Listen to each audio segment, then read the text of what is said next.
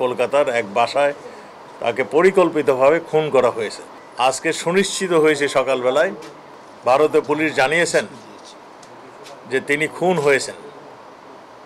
তা আমরা ইতিমধ্যেই তাদের যে তথ্য ভারতীয় পুলিশ আমাদেরকে দিয়েছিলেন সেই তথ্য অনুযায়ী আমাদের পুলিশ, বাংলাদেশের পুলিশ, এদের তথ্য অনুযায়ী তাদেরকে যারা খুন করেছেন কিংবা খুনের সঙ্গে সম্পৃক্ত ছিলেন আমরা যারা সন্দেহ করছি এবং তাদের থেকে যা আমরা তথ্য পেয়েছিলাম সেই তথ্য অনুযায়ী তাদের মধ্যে থেকে আমরা 3 জন অপরাধীকে আমাদের পুলিশ ধরেছেন এবং তাদের জিজ্ঞাসাবাদ চলছে, তদন্ত চলছে।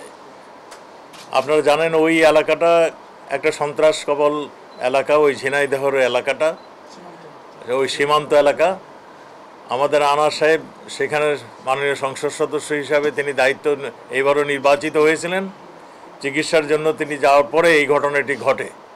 তা আমাদের পুলিশ এটা নিয়ে তদন্ত করছেন। আমরা শীঘ্রই খুনের মোটিভটা কী ছিল আমরা আপনাদেরকে জানাতে পারবো এবং ভারতীয় পুলিশ আমাদেরকে সর্ব ধরনের সহযোগিতা করছে। আমাদের কাছে যা ইনফরমেশন, আমরা আরও ইনফরমেশন যখন পাবো তখন আপনাদেরকে আরও তথ্য আমরা জানাতে পারবো।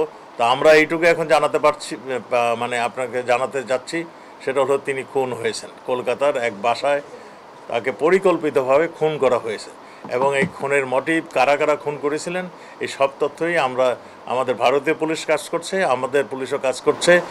যেখানে মানে ইন্টারন্যাশনাল ওয়েতে যতখানি প্রয়োজন সবগুলি আমরা ব্যবস্থা নিচ্ছি। এটা আমাদের কাছে যে সমস্ত তথ্য আছে তথ্যগুলো আমরা প্রকাশ করছি না। আমরা বলছি তদন্তের স্বার্থে আমরা অনেক কিছুই এখন আমরা বলবো না। তদন্ত শেষ হয়ে গেলে আপনাদেরকে সব কিছু জানাবো, কেন খুন হয়েছে, কোথায় খুন হয়েছে, কে খুন করেছে, কী ধরনের অস্ত্র দিয়ে খুন হয়েছে সবই আপনাদেরকে জানাবো।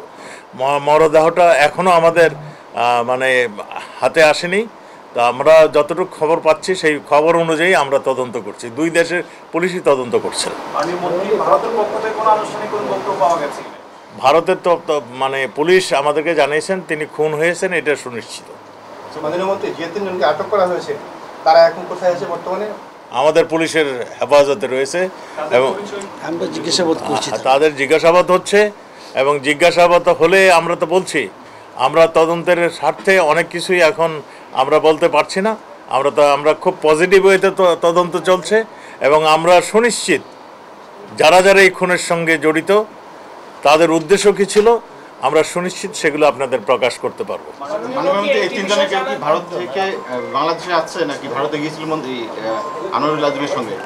এর মধ্যে অনেক কিছু হয়েছে। এরা অনেকেই ভারতে গিয়েছিলেন বলেই তো আমাদের কাছে ভারতীয় কিছু তথ্য এখানে আসছে।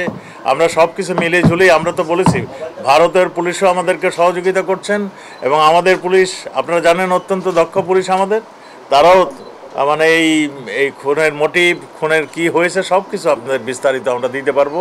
আমাদের কাছে 3 জন আসামি ধৃত অবস্থায় আছে এবং আমরা আরও কয়েকজনকে ধরার জন্য আমরা প্রচেষ্টা চালিয়ে যাচ্ছি। তার মরদেহ কবে দেশে ফিরবে? আমরা মরদেহটা এখনও কোন জায়গায় আছে এখনও আমরা উদ্ধার করতে পারিনি। তো আমাদের কাছে যেই সমস্ত সংবাদ আছে সেই সংবাদের ভিত্তিতে আমরা কাজ করছি। আমরা সুনিশ্চিত তাকে হত্যা করা হয়েছে। আরেকটি দেশে যে তিনি হত্যাকাণ্ডের শিকার হয়েছেন, এটি কি 2 দেশের সম্পর্কে আসলে কোনো ছেদ করবে না? আমাদের সঙ্গে ভারতের সঙ্গে একটা বন্ধুত্ব রয়েছে। ভারত আমাদের সব ধরনের কোঅপারেশন করছে। তিনি চিকিৎসার জন্য ভারতে গিয়েছিলেন এবং আমরা মনে করি ভারত সরকারের এখানে তাদের যে দায়িত্ব সেটুকু তারা করছেন। আর এইখানে সম্পর্কের ফাটল ধরবে এমন কোনো ঘটনা ঘটেনি, কারণ ভারতের কেউ এখানে জড়িত হন নাই। যারা হত্যা করেছেন এখন পর্যন্ত আমাদের কাছে যা ইনফরমেশন আমাদের দেশের মানুষই এর সঙ্গে জড়িত। এমন কিছু আমরা এখন বলবো না যেটা নাকি অন্য ধরনের একটা ঘটনা ঘটতে পারে, পালিয়ে যেতে পারে। যাদের আমরা খুঁজছি তারা পালিয়েও যেতে পারে। আমার একটা প্রশ্ন ছিল, সেটা হচ্ছে ঠিক আছে, একজন মাননীয় সংসদ সদস্য তিনি 12 তারিখ অনেক দিন হয়ে গেছে, তার পরিবারের পক্ষ থেকে বলা হয়েছিল তার কোনো খোঁজ নাই। আমরা এটা কেন আসলে টেস্ট করতে পারলাম না?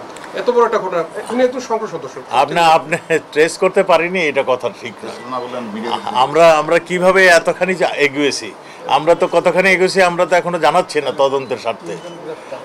আমরা এটুকু বলছি আমরা উদ্ধার করব, সেই জন্যই আমরা অনেক কিছু জানাচ্ছি না আপনাদের।